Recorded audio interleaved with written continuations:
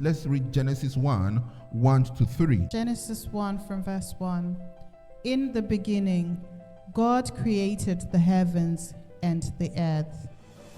The earth was without form and void, and darkness was on the face of the deep. And the Spirit of God was hovering over the face of the waters. Then God said, "Let there be light," and there was light.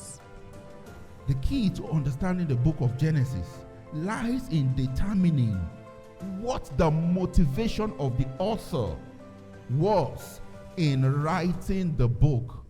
Was Moses trying to teach the people how God created the earth, or was he trying to teach them the plan and promise of God for a spiritual creation? Hallelujah. The purpose for the book of Genesis, or for the writing in Genesis, is Exodus.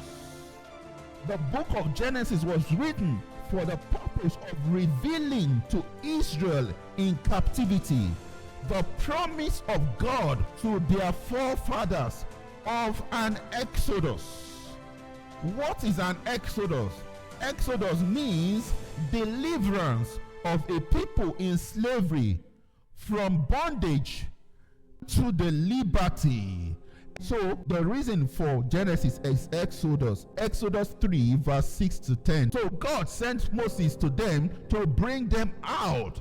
The message that he took to them, to the children of Israel, is what we call the book of Genesis. The book of Genesis was preached by Moses, then documented to explain this promise of God to Israel in captivity. Moses wrote the book of Genesis to reveal the plan of God to deliver Israel from physical and spiritual bondage. So that's what happened in Genesis. Moses used the story of physical creation as a parable to teach the promise of God for a spiritual creation. He did not tell them the story for the purpose of educating them about the scientific discovery of the day. They knew it already.